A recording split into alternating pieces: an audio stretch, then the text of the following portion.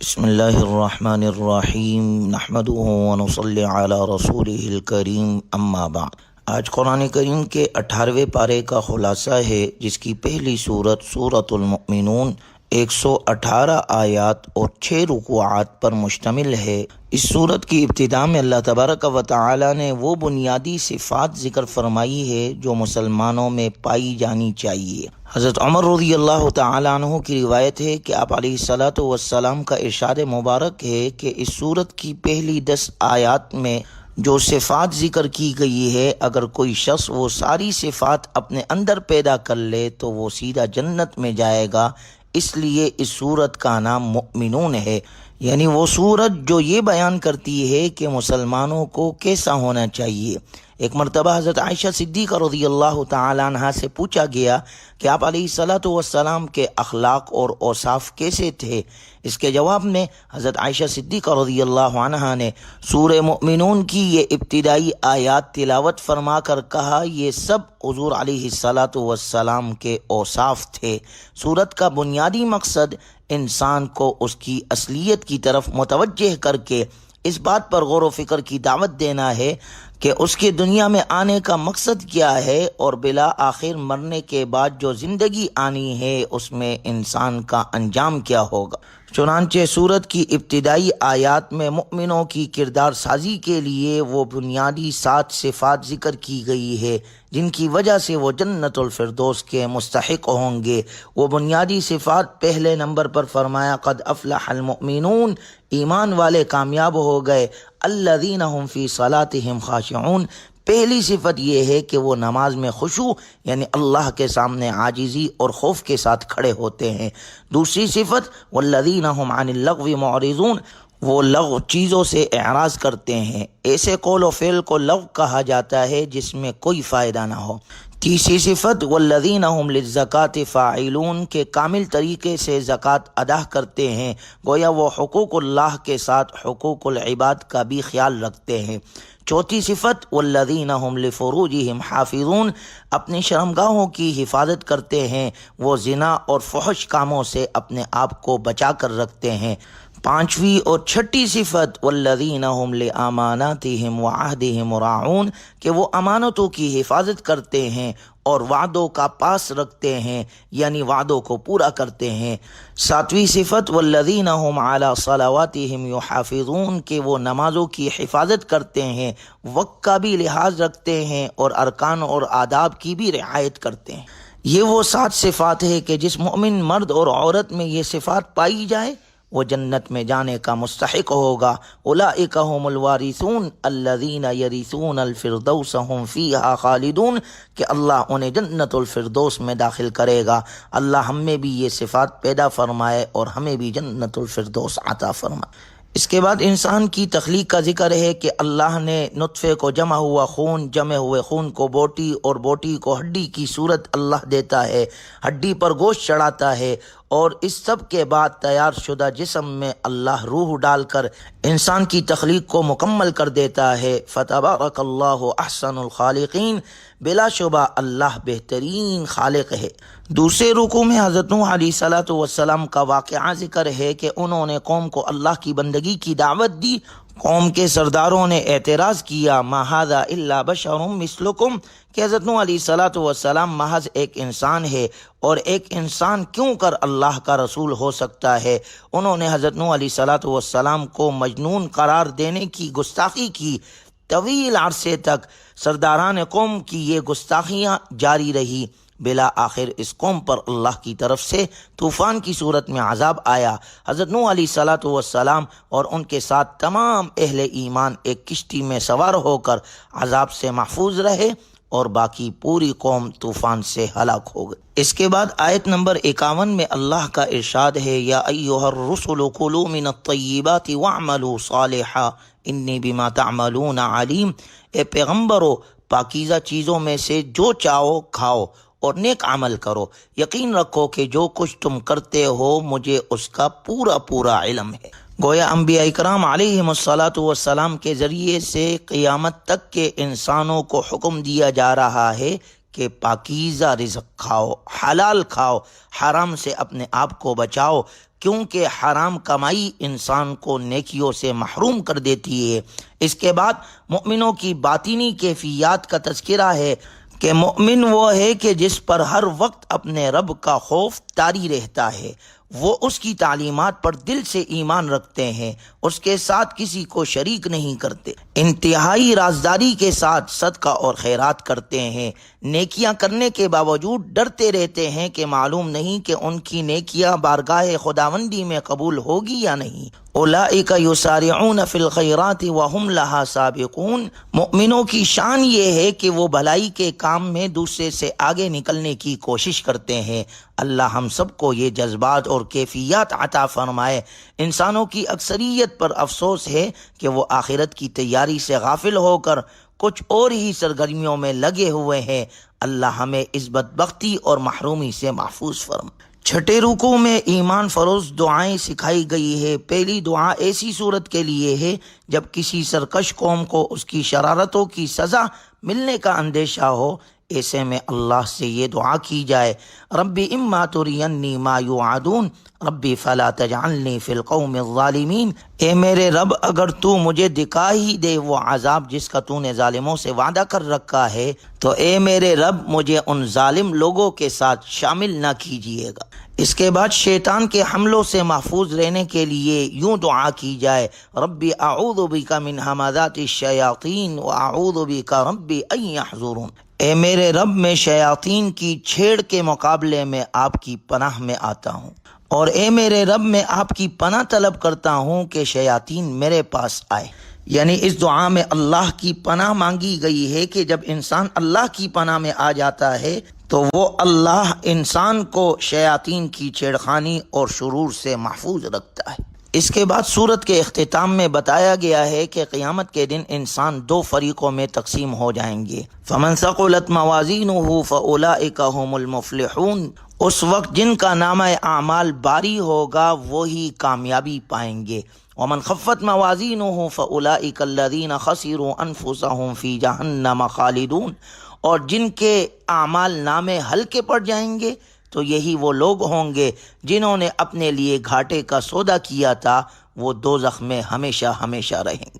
اللہ تعالی ہمیں ہر قسم کے ناکامی سے محفوظ فرمائے اور دنیا آخرت میں اللہ ہمیں کامیابی عطا فرمائے۔ سورت کی آخری آیت میں اللہ تبارک و تعالی نے اپنے محبوب صلی اللہ علیہ وسلم کے واسطے سے گویا تمام انسانوں کو سکھایا ہے کہ مجھ سے یہ دعا مانگا کرو، وَقُلْ رَبِّ اغْفِرْ وَارْحَمْ وَأَنْتَ خَيْرُ الرَّاحِمِينَ، اے میرے رب مجھے معاف فرما دے اور مجھ پر رحم فرما، اور تو سب رحم کرنے والوں سے زیادہ رحم کرنے والا ہے۔ اس کے بعد سورہ نور شروع ہوتی ہے جو 64 آیات اور 9 رکوعات پر مشتمل ہے۔ اسے سورہ نور ایک تو اس لیے کہا جاتا ہے کہ اس میں لفظ نور آیا ہے، اللہ نور السماوات والارض۔ دوسری وجہ یہ ہے کہ اس صورت میں ایسے آداب و فضائل اور احکام اور قواعد بیان کیے گئے ہیں جو اجتماعی زندگی کی راہ کو منور اور روشن کر دیتے ہیں۔ اس صورت مبارکہ میں زیادہ تر ایسے احکام مذکور ہے جو عفت اور عصمت سے تعلق رکھتے ہیں۔ اس صورت مبارکہ کا مرکزی موضوع معاشرے میں بے حیائی اور فاحشی کو روکنے اور عفت و عصمت کو فروغ دینے کے لیے ضروری ہدایات اور احکام دینا ہے۔ ماقبل سورہ مومنون کی جو خصوصیات بیان فرمائی گئی تھی ان میں سے ایک اہم خصوصیت یہ تھی کہ ایمان والے وہ ہے جو اپنی شرمگاہوں کی حفاظت کرتے ہیں، یعنی وہ معاشرے میں باعزت اور پاک دامنی کی زندگی گزارتے ہیں۔ اس صورت مبارکہ میں اللہ تبارک و تعالی نے زندگی گزارنے کے اصول، آداب اور احکام کا ذکر کیا ہے۔ سب سے پہلا حکم اللہ نے زانیوں سے متعلق ذکر فرمایا، الزانیۃ والزانی فاجلدوا کل واحد منہما 100 جلدہ، کہ زنا کرنے والا مرد اور زنا کرنے والی عورت اگر غیر شادی شدہ ہو تو ان کی سزا 100 کوڑے ہیں جو کہ قرآن میں مذکور ہے، اور اگر یہ زنا کرنے والے شادی شدہ ہو تو ان کی سزا رجم ہے جو متواتر احادیث میں بیان ہوئی۔ اس کے بعد زانیوں کے بارے میں ایک عمومی رویہ یہ بتایا گیا ہے کہ انہیں شریک زندگی بنانے کے لیے وہی لوگ آمادہ ہوتے ہیں جو خود بھی زانی اور بدکار ہوتے ہیں۔ اللہ ہماری حفاظت فرمائے۔ اس کے بعد تیسرا حکم حد قذف کا ہے، والذین یرمون المحصنات ثم لم یأتوا بأربعة شہداء فاجلدوہم 80 جلدہ، اور جو لوگ کسی عاقل بالغ پاک دامن مرد یا عورت پر زنا کی تہمت لگائے اور پھر 4 گواہ نہ پیش کر سکے تو ایسے انسان کی سزا 80 کوڑے ہیں جو اسے لگائے جائیں گے۔ چوتھا حکم لعان کا ہے جو کہ میاں بیوی کے ساتھ خاص ہے، والذین یرمون ازواجہم ولم یکن لہم شہداء الا انفسہم فشہادۃ احدہم 4 شہادات باللہ، کہ اگر شوہر اپنے بیوی پر زنا کی تہمت لگائے مگر اس کے پاس 4 گواہ نہ ہو تو وہ دونوں ایک دوسرے پر لعنت کریں گے اور پھر ان کے درمیان جدائی کر دی جائے گی۔ پانچویں حکم کے طور پر قصہ افک بیان کیا گیا ہے۔ افک کے معنی جھوٹ اور بہتان ہے۔ یہ حکم اس وقت نازل ہوا جب سیدہ عائشہ صدیقہ رضی اللہ تعالی عنہا پر بعض منافقین نے بہتان لگایا۔ یہ بہت بڑا بہتان تھا جو بہت بڑی ہستی یعنی رسول اللہ صلی اللہ علیہ وسلم کی زوجہ مطہرہ اور مسلمانوں کی روحانی ماں پر لگایا گیا تھا۔ اللہ تبارک و تعالی نے سورہ نور کے دوسرے رکوع کی 10 آیات میں اس واقعے کا ذکر فرمایا۔ ان آیات میں منافقین کی مذمت ہے، مسلمانوں کو تنبیہ ہے کہ آئندہ کبھی بھی اس قسم کی بہتان تراشی میں حصہ دار نہ بنے، اور حضرت عائشہ صدیقہ رضی اللہ تعالی عنہا کی پاک دامنی کا اعلان فرمایا گیا۔ تاریخ انسانی میں یہ پہلی بار ہوا ہے کہ کسی شخصیت کی پاک دامنی کا اعلان بذریعہ وحی کیا گیا ہے۔ اسے حضرت عائشہ صدیقہ رضی اللہ تعالی عنہا کی خصوصیات میں شمار کیا جاتا ہے۔ اس کے بعد تیسرے رکوع میں اللہ تبارک و تعالی کا ارشاد مبارک ہے، یا ایھا الذین آمنوا لا تتبعوا خطوات الشیطان، اے ایمان والو تم شیطان کے پیچھے نہ چلو۔ وَمَن يَتَّبِعْ خُطُوَاتِ الشَّيْطَانِ فَإِنَّهُ يَأْمُرُ بِالْفَحْشَاءِ وَالْمُنکَرِ، اور اگر کوئی شخص شیطان کے پیچھے چلے تو شیطان تو ہمیشہ بے حیائی اور برائی کی تلقین کرے گا۔ اللہ تعالی ہمیں ہر قسم کے بے حیائی اور برائی سے محفوظ فرمائے، اس لیے کہ اللہ نے ذکر فرمایا ان الذین یحبون ان تشیع الفاحشہ، یاد رکھو کہ جو لوگ یہ چاہتے ہیں کہ ایمان والوں میں بے حیائی پھیلے، لہم عذاب علیم فی الدنیا والآخرہ، ان کے لیے دنیا اور آخرت میں دردناک عذاب ہے۔ غور کیا جائے تو بدقسمتی سے آج یہ بے حیائی کا جرم عام ہو گیا ہے۔ ہم اپنے گھروں میں ٹی وی، اخبارات اور جرائد کے ذریعے سے بے حیائی کی نشر و اشاعت میں حصہ لیتے ہیں۔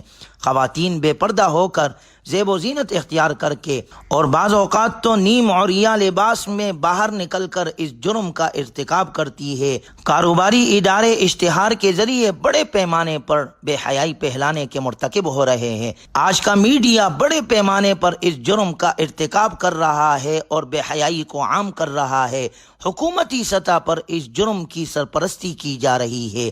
اللہ ہمیں شرم و حیا کی پاکیزہ زندگی نصیب فرمائے۔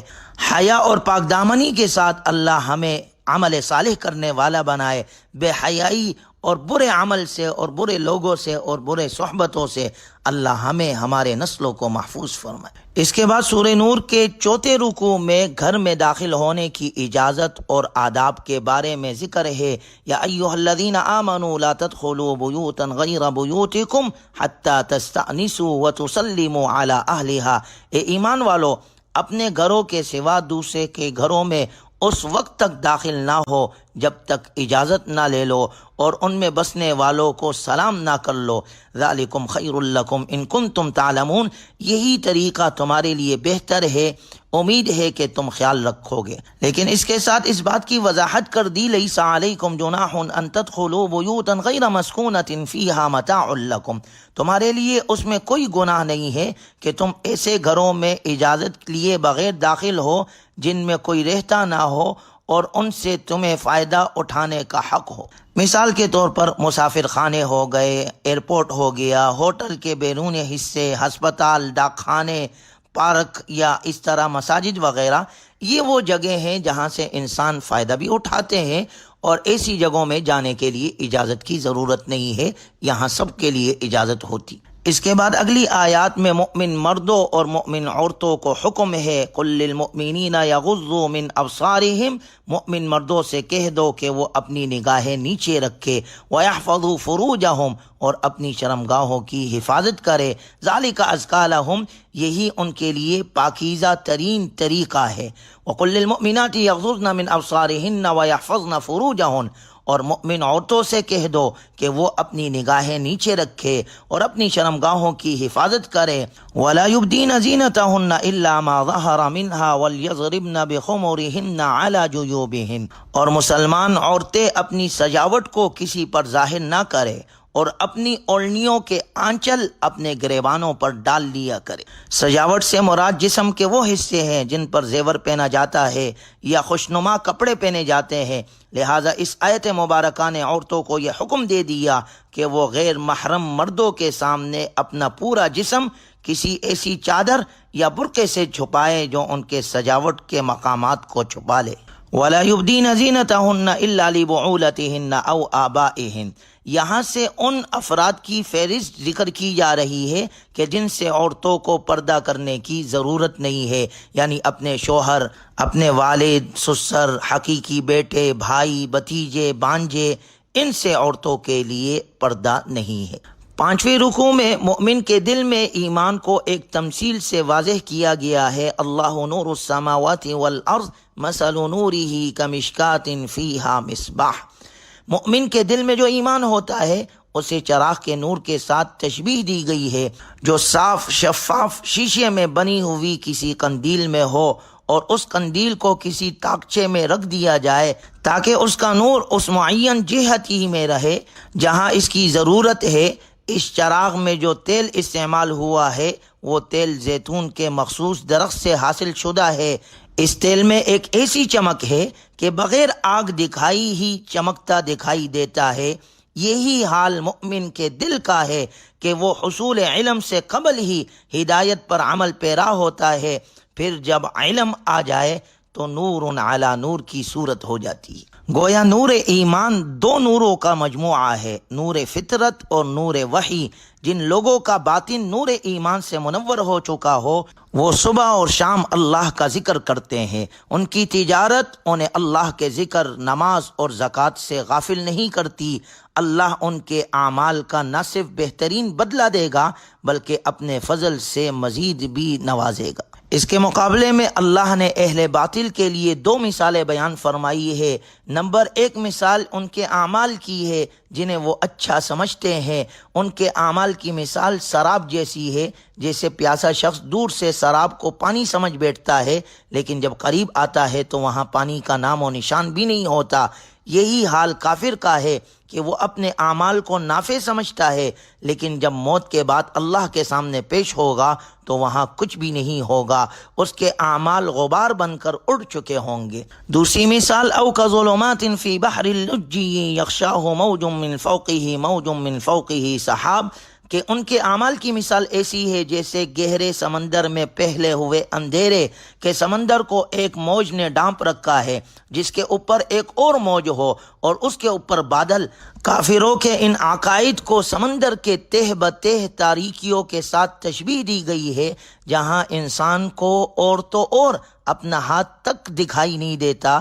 یہی حال کافر کا ہے جو کفر اور ضلالت کی تاریکیوں میں سرگردہ رہتا ہے۔ سورت کے 8ویں رکوع میں اجتماعی اور معاشرتی زندگی، گھر کے اندر کے پردے کا بیان کیا گیا ہے۔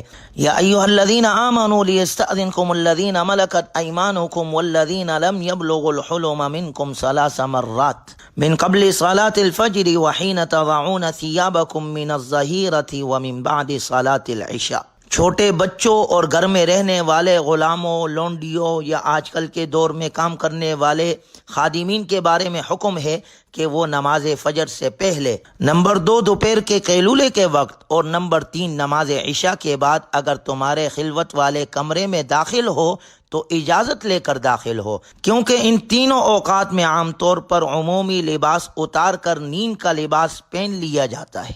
اس کے ساتھ دوسرا حکم وَإِذَا بَلَغَ الْأَطْفَالُ مِنْكُمُ الْحُلُمَ فَلْيَسْتَأْذِنُوا كَمَا اسْتَأْذَنَ الَّذِينَ مِنْ قَبْلِهِمْ۔ دوسرا حکم یہ ہے کہ بچے جب بالغ ہو جائے تو دوسرے بالغ افراد کی طرح ان پر بھی لازم ہے کہ وہ جب بھی گھر میں آئے تو اجازت لے کر یا کسی بھی طریقے سے اپنی آمد کی اطلاع دے کر آئے، مثال کے طور پر کھانس کر یا پاؤں کی آہٹ پیدا کر کے یا آج کل گھنٹی بجا کر گھر میں داخل ہو۔